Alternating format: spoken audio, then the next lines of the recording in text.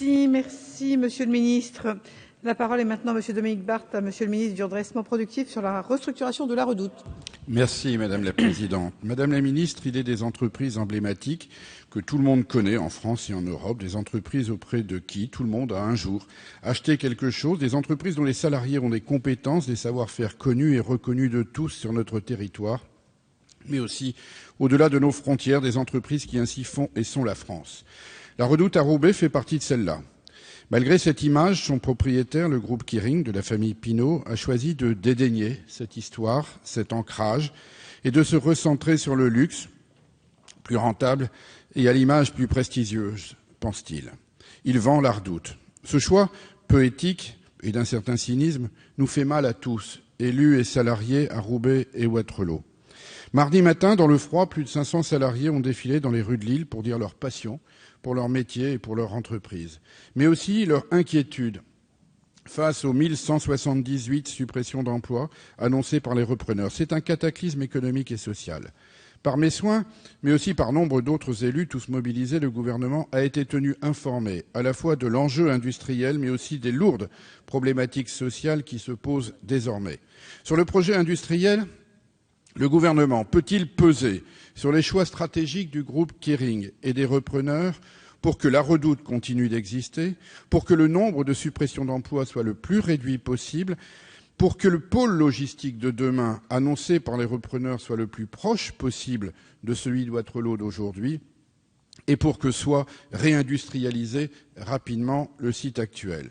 Par ailleurs, le gouvernement qui suit, je le sais, les discussions sociales en cours, envisage-t-il de mobiliser des moyens spécifiques pour que le plus de salariés possible soient accompagnés sans devoir devenir prochainement demandeurs d'emploi?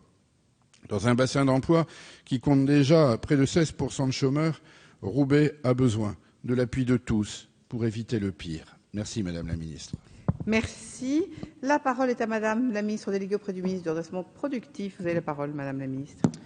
Merci Madame la Présidente. Monsieur le député, vous interrogez le gouvernement sur la situation de la Redoute et vous avez raison, cette entreprise a une image très forte auprès de nombreux Français.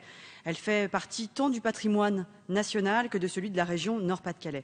Et je tiens ici à saluer tout particulièrement la mobilisation des élus dont vous êtes dans ce dossier.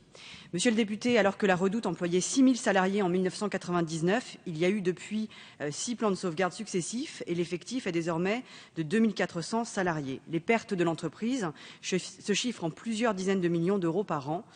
Et l'actionnaire de la Redoute, le groupe Kering, ex-PPR, a couvert ses pertes et a décidé en 2012, effectivement, d'engager la cession de l'entreprise avant la fin de l'année 2013, afin de concentrer son activité dans le domaine du luxe.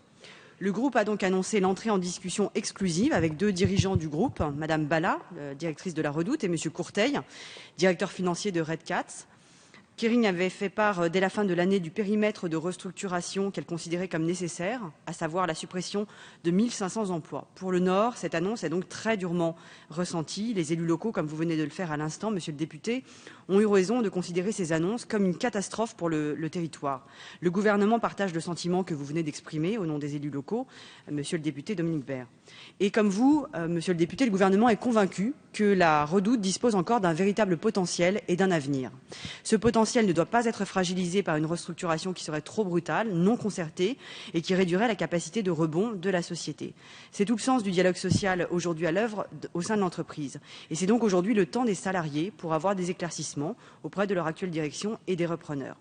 Le gouvernement, quant à lui, veut aider et accompagner la Redoute dans cette réorganisation pour limiter les conséquences sociales et le nombre de départs contraints. Nous avons donc demandé aux actionnaires et aux repreneurs de réduire au maximum le nombre des personnes obligées de subir la perte de leur emploi. Nous leur avons demandé de mettre sur la table les sommes nécessaires pour payer les préretraites, pour permettre le départ volontaire au lieu du licenciement contraint.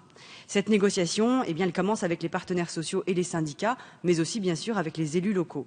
Le gouvernement veut rendre hommage aux élus du territoire qui se sont battus à nos côtés, car la réduction du plan de licenciement présenté par Kering est d'ores et déjà effective. Il faut également que les candidats à la reprise prennent bien le temps de construire une stratégie industrielle permettant de garder le maximum d'emplois en France et dans le département du Nord. Le gouvernement est donc pleinement mobilisé et notre stratégie est de conserver nos outils industriels, nos savoir-faire technologiques, nos compétences et de ne pas laisser partir nos entreprises. C'est, vous le savez, très difficile. Dans le Nord-Pas-de-Calais et dans d'autres régions de France, nous faisons ce travail difficile, courageux et nécessaire. Nous ne voulons pas que le territoire du Nord-Pas-de-Calais paie trop cher le prix de la restructuration et soyez assurés que nous y veillerons. Merci madame. Monsieur Barth, c'est bon? Allô, oui, 2 mots simplement pour remercier Madame la Ministre de ses positions fermes. Comme vous l'avez dit, le temps actuel est le temps syndical, mais comme vous l'avez dit aussi, la vigilance politique demeure, tant sur le plan économique et industriel que sur le plan social. Merci de rester à l'écoute de ces négociations. Merci aussi de tout faire pour les accompagner et faire en sorte qu'elles aillent dans le sens que j'ai dessiné tout à l'heure. Merci Madame la Ministre.